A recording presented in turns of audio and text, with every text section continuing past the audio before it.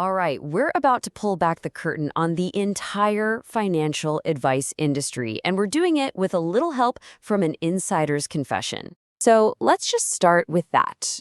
A pretty bold question, right?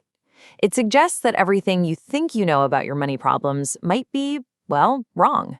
That the real issue isn't your income or your investments, but something deeper. And get this idea is coming from a guy on the inside, Ted McLyman, a financial advisor for decades, who basically came to the conclusion that the very foundation of his industry is, in his own words, mostly BS. So let's dive into that confession. It starts in a place I think a lot of us might know all too well. You just have to appreciate the honesty here. This guy, a literal financial professional, admits he can't be trusted in a Costco. He plans to run in for one thing, and an hour later, his cart is full. Sound familiar? Yeah, I thought so. And that one little story, it just nails his entire point. That trip to Costco was all the proof you need that the financial industry is built on a complete fantasy, this idea that we're all perfectly logical when it comes to money. And that single shopping trip, it really blows the lid off the core problem. The whole industry is built on this totally flawed idea about who we are as people. And this is it. This is the big myth. It's called the rational man theory, or if you want to get fancy, Homo economicus. It's this belief that we're all just walking, talking calculators, always making the smartest, most logical choice.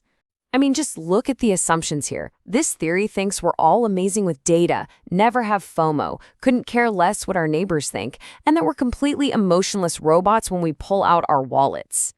Seriously, though, does that sound like a single person you have ever met in your entire life? Just think about your last few purchases. Were they all purely logical? Probably not. The theory just doesn't work in the real world. You know, the difference is just night and day, isn't it? The theory sees us as these patient, unbiased supercomputers. But the reality is, we're emotional or impulsive, and we are absolutely hardwired for instant gratification. And that brings us to, well, a pretty staggering number. So what on earth does this represent? That's the percentage of our spending decisions that are emotional, automatic, and totally unconscious. Yeah. According to the research McLyman talks about, a tiny, tiny fraction of our financial choices are actually driven by pure logic. Your feeling brain is in the driver's seat almost all the time. Okay, but listen, this is really important. This is not your fault. You are not bad with money. Your brain's operating system was basically designed thousands of years ago for survival. You know, finding berries, avoiding tigers. It wasn't designed for navigating 401ks. So if our brains aren't built for this stuff, and all the advice we get is based on a myth, how are we supposed to get ahead? And that's the big question, right?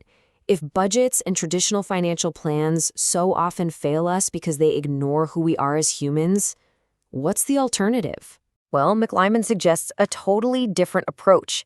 Instead of trying to cram us into some logical, rational box, he's built a system that starts with the one thing that actually matters, our behavior. So here are the 5 steps. And just notice the order here. The actual plan, the budgets, the goals, that's step 5. It's the last thing you do. First, you have to understand your values, your natural temperament, and even how you learn about money.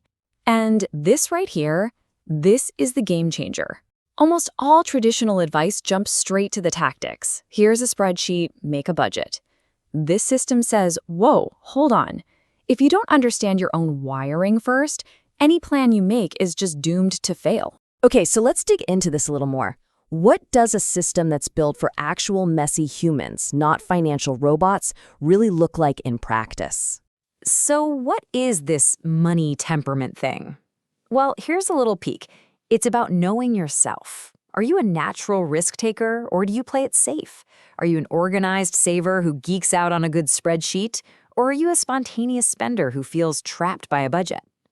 And here's the key. There's no right or wrong answer. And this might be the most powerful idea in the whole thing. The point isn't to shame you into changing. It's all about self-awareness. If you're a spontaneous spender, The answer isn't to become a different person. It's to build a financial plan that actually works with that part of you, not constantly fighting against it. It's about alignment, not willpower. You know, it really all comes down to this simple truth. You can have all the financial knowledge in the world, but if your plan goes against your own human nature, you're gonna lose every single time. Your behavior is what really drives the bus. So in the end, this completely flips the script. Financial success isn't really a math problem to be solved, it's a story about human behavior. And this whole system is about giving you the tools to finally understand your own story and start writing a brand new chapter.